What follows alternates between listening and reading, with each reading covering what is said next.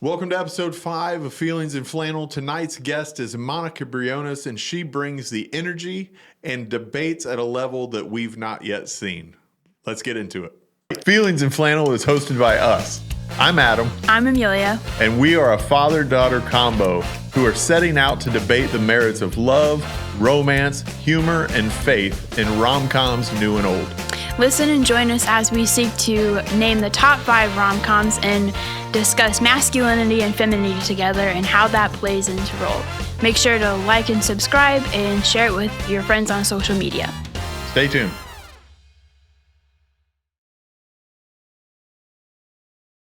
Okay, here we are, episode 5, Feelings in Flannel, season 2. Got a guest tonight, one of yours. Yeah, I feel like it's been forever since I had a guest, but it's not because my guest was last week. And all of the guests this season, except for one, have been yours. Touche. It feels that way because we recorded with another one of my guests, but we lost the footage. So, yeah, we got to re-record that one. But I get it. I don't know why it feels like that, but I'm excited because I tried. I don't know, maybe I shouldn't say this since it's being recorded and broadcasted, but I tried to pick people who I thought would be comfortable on camera, because it took me a while to get comfortable on camera. I mean, well, not really. By the time the second episode we filmed, I got it down pat, but I tried to pick people who I knew wouldn't be like, like really, because then it's hard to carry the conversation.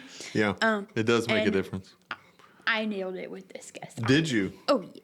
So you're telling me you discriminated in the selection of your guests? What? I wasn't listening. I'm sorry. My brain took a trip. All right. Well, that's what it's like to live with a daughter. They don't listen. You discriminated against your guests, I understand. I did not. I was non-discriminate in my selections. Discriminate is a strong word. I was mindful of people's comfortability. Oh, you were thinking of them. Definitely. Okay. Well, so tonight, you are excited about your guests tonight because of their energy. Yeah. Okay. And the movie's good. It's a good pick. I'm a little scared that it could probably get some pretty good points. Okay. I don't think it. Well, I don't know. I don't really know what to think. But she's really good at debating, and so are you. So I could totally have shot myself in the foot by bringing this guest. Well, the thing is, I'm looking forward to hearing your discussion with your guest because, in the last episode that we recorded with my guest, I talked a lot more. So tonight, it's probably going to be more you and your guest. So who'd you bring tonight? Well, I brought my friend Monica Briones. We've known each other since Monica, just a heads up, we're not doing horror films, it's RomComs. But we've known each other since, third grade, second grade? Dude, we knew each other before then. Because that was just when we went to Kings and became friends. I feel like we've known each other since daycare, even before. Yeah, with Tamara. Yeah, so we go way back. Basically, that's the point. Couldn't have more different personalities, but it works, and it's worked for a long time. So I feel like it's one of those rare things where friendships lasted through high school. Do you think the people that you know or went to school with are surprised that you guys are friends? Because you are significantly different.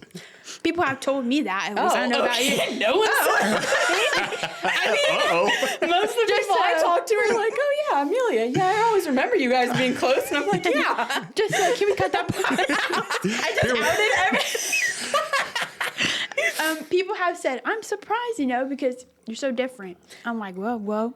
A lot of people who also knew me in high school also knew those were the dark times. Those were the dark ages. I apologize if you did know me back then. Weren't they all? Man. So this ought to be a riot then because you guys know each other really well. And already we're laughing. I love laughing. So, but we got to get to the movie. Yeah. You're bringing something that you think can make the top 5. I think it's on the level of the proposal. You say again what? I think it's on the level of the proposal. Shut your mouth. I'm making a strong start right now, okay? Boldness, we like it. You think it's on the level of the proposal? I'm coming in gun swinging, yes. 6. Yes. Oh, I think it Monica. is on the level of the proposal. You know, I said before we started, I think that I like you, and now I'm concerned. It's going to be a bloodbath. This is a horror movie. It's He was going- lying to you guys. It's not gonna knock out your number one. I should be the one concerned because if she gets spot number 2, my movie gets bumped down again. Is it You've Got Mail? Yeah, it's in number 3. Garbage movie. We're not even gonna go there. We're Our friendship may be over. We're not going to talk about my favorite because we're not going to deal with that tonight. But we do have to deal with that. So what movie you're bringing, Monica? What? I mean, don't embarrass yourself. I'm bringing Crazy Rich Asians. Okay? Out of the gate. Sounds crazy, one could say. But I love it. It's one of my favorites.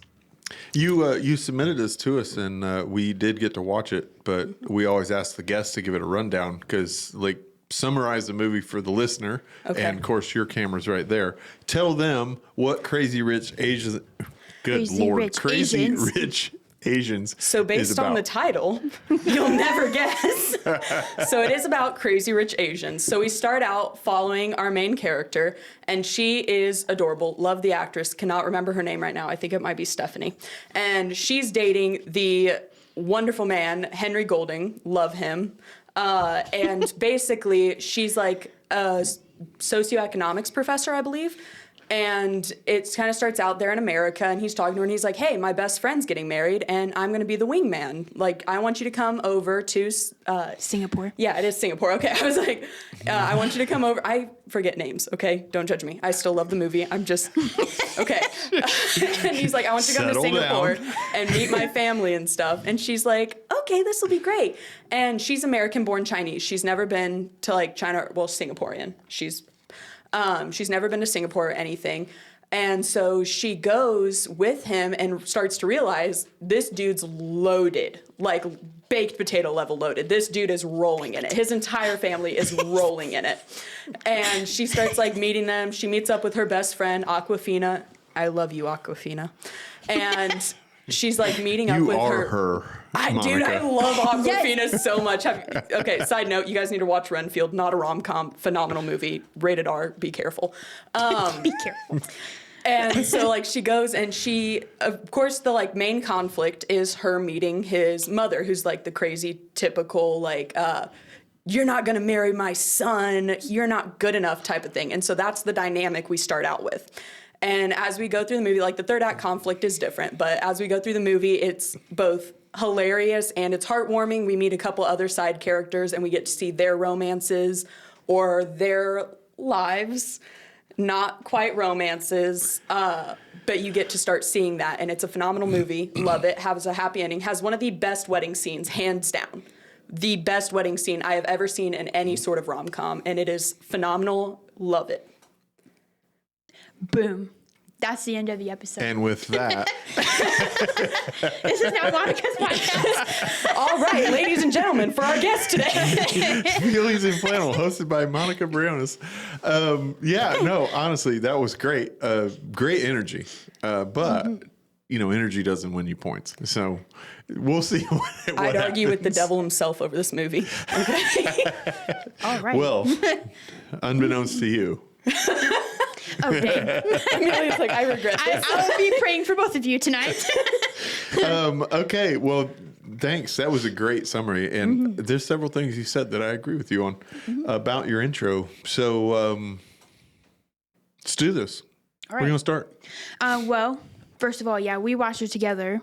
I was like, her best friend, who Aquafina plays, I'm like, that is you. And you were like, no, it's not. And then my mom texted me when they were watching it. I was with Olivia, and she was like, the best friend is Monica. I'm like, that's what I said. So it's true. So I guess, but focus. But there's no points for that, but it's true. I need to focus. I'll start with my criteria, I guess.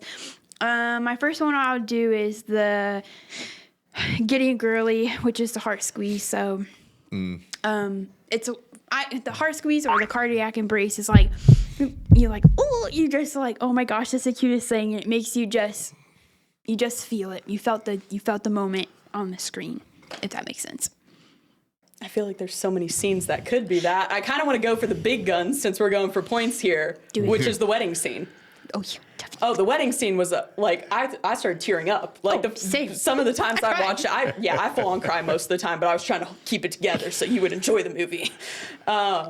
It's phenomenal. There's like the soundtrack is the most gorgeous cover of Can't Help Falling in Love with You. yes. I was like, By I know Elvis. it's by Elvis. Can't remember what the song name is, and it is absolutely beautiful. The camera work is gorgeous, and the moments leading up to it, it's a win for the main character as this scene is also happening, but it's also, you're seeing the love of two different couples. The couple's getting married, and then our main character and her love interest are also having their moment. And so it's a really cool moment, and you also see the protagonist of the film, she's also noticing how her power is kind of lessening in that moment. And I think it's such a heart squeeze moment because you're just like, oh, there's so much love. Everyone's in love and it's beautiful. That's what rom-coms do, man. And that was one of mine, was when they're looking at each other the whole time. They're not even looking at the bride. Right. And he mouths, I love you to you. And the song, Dude. was definitely the most beautiful cover of that song, Phenomenal. other than Elvis's, of course. But like the cover-wise, yeah. And then there was another one. What? Are we thinking a half a point here? I'm thinking, okay, listen, also, I will throw in for extra points the moment her mother comes back. After the big conflict and stuff, and she runs away, her mother comes in to greet her. And it's such a heartwarming moment, too, because it's showing another type of relationship, which is the mother-daughter dynamic.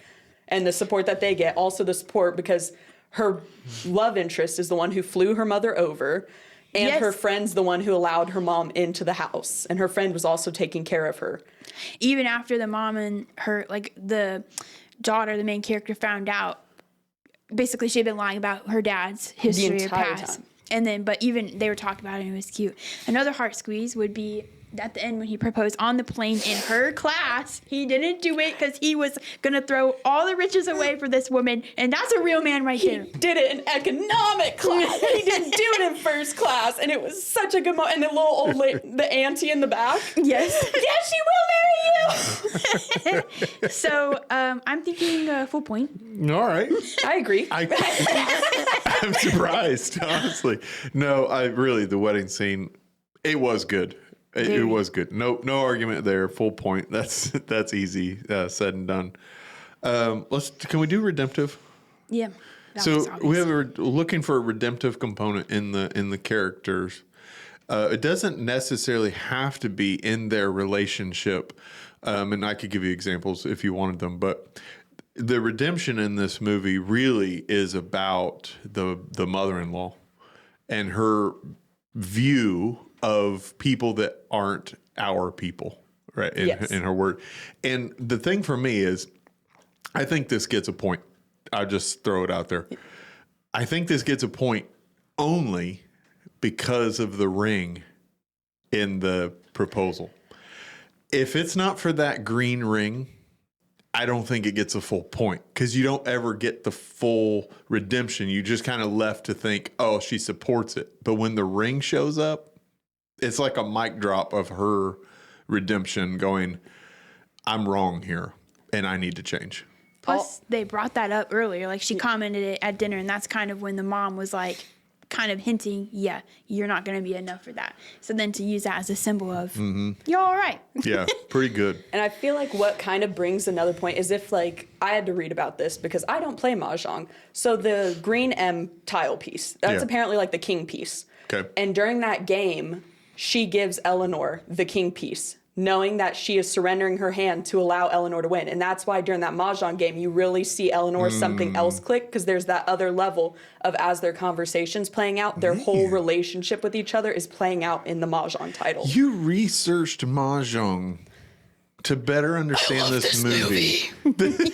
Plus, while they're That talking, is incredible. Like, now that when she told me that we're watching it, the conversation she's having is saying, I'm letting you will think of me, knowing it's because of me that you got what you wanted, kind of a thing. So she's like, it's because of me that you're winning this game, and it's because of me that your son's not going to resent you.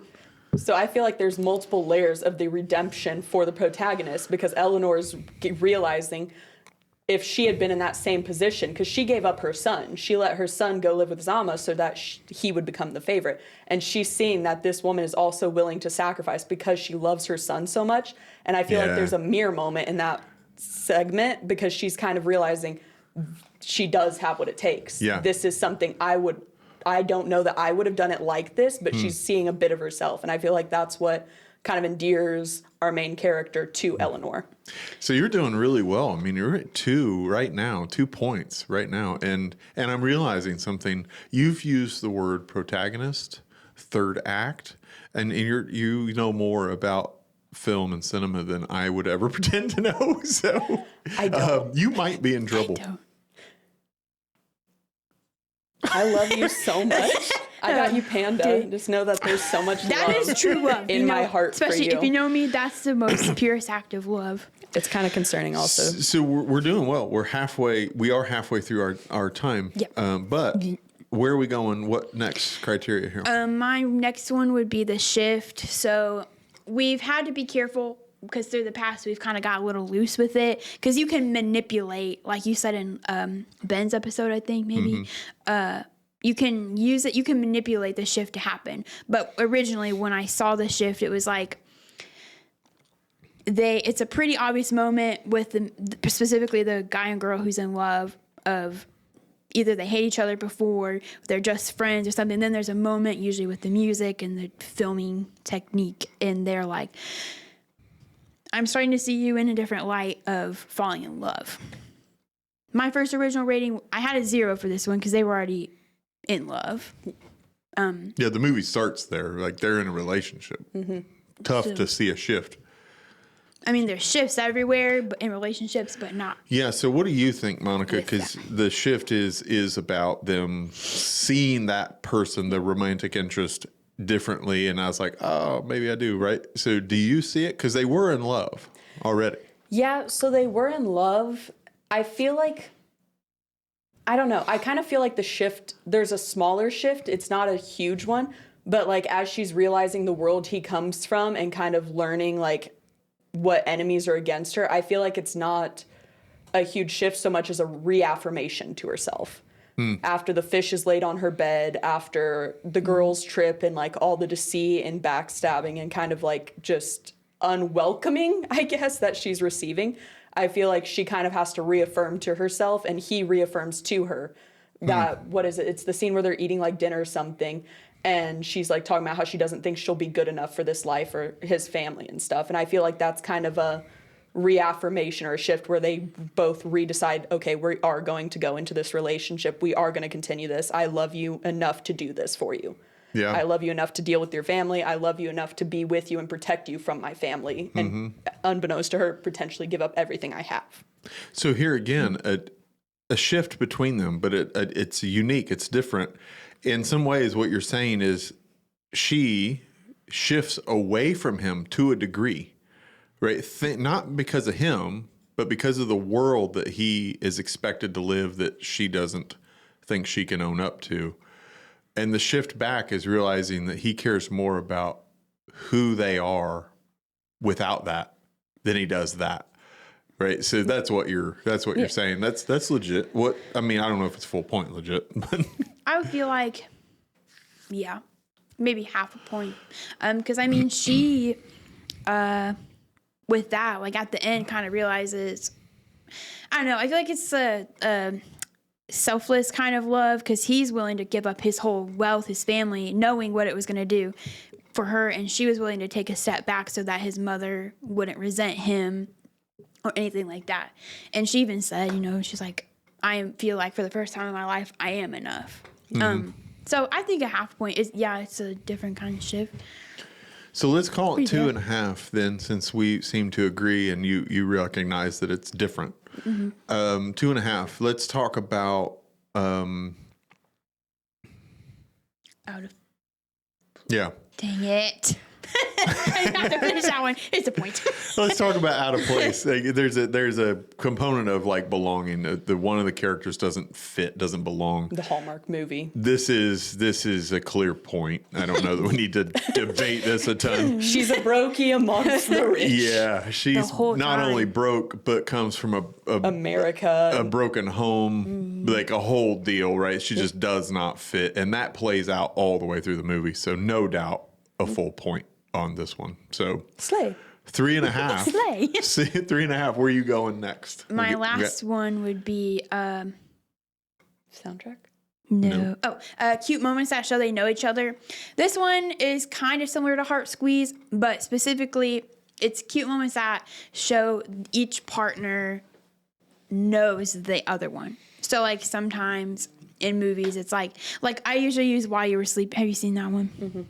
Like, he gives her that snow globe with Florence in it. Stuff like that. Like, they pay attention, they know them, and that's how they express love. Okay. I feel like the arrival scene at the airport with the food, not the airport, but the meat market or whatever, the food market, when they first get there with Aramina and Colin and they're all going, he's giving her foods that he knows she'll like. He's taking her around to meet people he knows and kind of welcoming her in a small way to people she knows or he knows she would be comfortable with. There's that. There's him kind of surprising her with first class and being like, oh yeah, no, it was chill because he knew she'd panic. The pajamas and everything, he did point those out. I'm pretty sure in the film he either grabs them and hands them to her or he like gestures towards them because she likes her pajamas. And I feel like they both just do a lot of little things for each other. And like at the table when they're making dumplings, I don't know if you see the chemistry between the two actors, but there's a lot of little nudges, little touch. They look at each other all the time. I feel like the actors did great at portraying that the characters, we do know that they know each other. There's a lot of little moments. The moment after he like invites her to the wedding the next morning, that scene I feel like is they know each other. They know each other well. He knew how she was going to react. She knew how he was going to react. I do think like one of their faults in that is that neither of them communicate, but I feel like, man, that's a side thing. But yeah, I feel like they do know each other incredibly well. And I think that the little food court scene, I think the food court and the dumplings are what does it for me. And I would add what I saw, the fact that he brings her mom, knowing that is who she needs and that is what That's a big one. Oh, that would have been a huge one. Yeah. That's a big I was one. like, if she doesn't mention it, I got you. Yeah. But I was like, maybe I can withhold it, but I'm all about fairness. When basically they were incommunicado at that point. Yeah. And he did it anyway. Yeah, that's a pretty big one. So where are you at in point in that?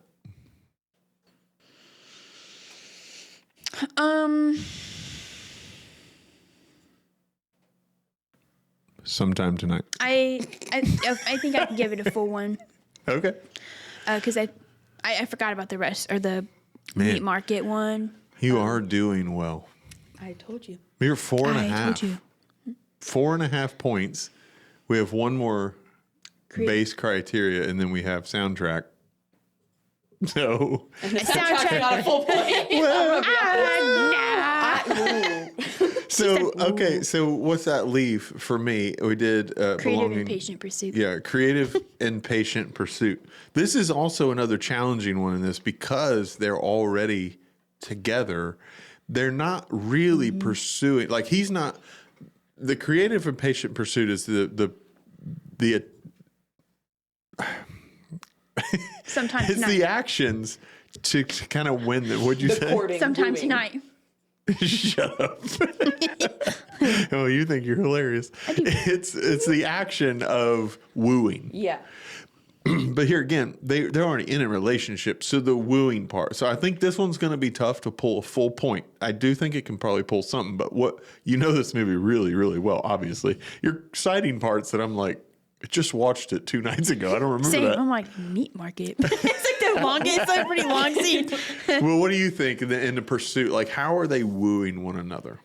I feel like they kind of consistently woo one another. They keep that relationship alive. We see it. There's like some scenes where it's like fade to black, but you know what's happening. I feel like they both are Getting jiggy with it. Yeah, they're getting jiggy. What's happening? Getting jiggy with it. Coitus.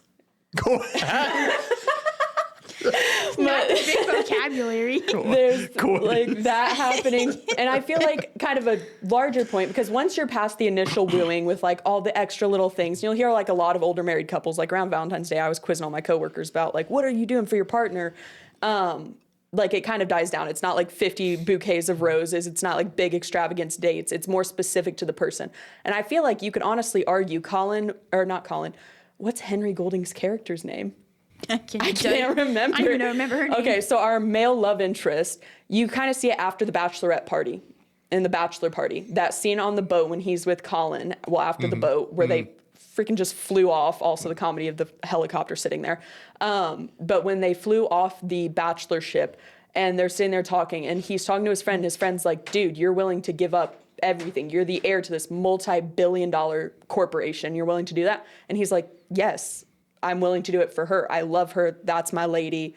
That's who I'm willing to be with. And you see that. And then like also the scene with Aquafina and the female character where they're talking and she's just kind of reiterating how much she loves him. And like that scene when she's in tears and she's like, I thought he was the one and stuff. You can see how deeply that they love each other. And throughout the movie, I feel like they're both taking actions without the other one knowing, which if they had communicated, that would have been wonderful. But without the other knowing, they're taking these drastic measures to make sure they stay together. Yeah. And I feel like you can call that wooing because technically they're doing actions to make this relationship a reality, which I feel like we can consider wooing or courting within a relationship. Sure. What do you think? That was a lot of words. It's like, Were you trying to filibuster? No. she's manipulating me, gaslighting. Throwing out all these words like coitus. Yeah, like I said, getting jiggy with it. You just made me look stupid. I said jiggy too. She went scientific. I don't know. I guess my first thought was no, because I feel like it hits a point in a movie where it's like she's proving her worth. It's not like it doesn't become about that because there's still him involved and she's doing it with him in mind. But I feel like towards the end, I was just like, yeah, stick it to those snobby people. Like when she told that girl, like, you're in my way. Ooh. So it's just, my first thought is 0 for that one because I think so too, but I hear what you're saying, and I think 0 too because it's not pursuing like to woo as much as it is. You said reaffirming. Yeah, I think the thread of this story is their love surviving what should just rip it apart, but they didn't have to woo because I think they had to remind. I would agree which with is that the sentiment. reaffirming, right? Yeah, which is different than wooing. So but that doesn't take away from the fact that you're doing really, really well. So yeah, I think let's call it that. So what's it, 4.5 out of the 6, right? Did I do the math right? Well, am I doing the math? Well, there's 7 points. I know of the current 6. Oh, yes. So soundtrack we know is going to get something. We have 3 minutes on the clock. Okay, soundtrack, I think gets a full point. I think if you can sing that song, I'll give you that. Which song? You know what I'm talking about. The Elvis song? Go for it. Or the other one? No, I can't sing that one. I was hold on ye. The one when they're going into the airport, the one that keeps appearing in the Aquafina song. I like money, money, money. You know, at the end of the credits, that song. I feel like it's beautiful. And also, you have your angsty emo moment because it was all yellow, but in Chinese was playing as like she was like going towards the airport. So they had that angsty emo moment of like, oh my God, that the classic rom-coms have. Because they had that song playing. They had the angsty old like early 2000s bordering 2010s. I don't remember when that song came out. It's a Coldplay song. That's emo.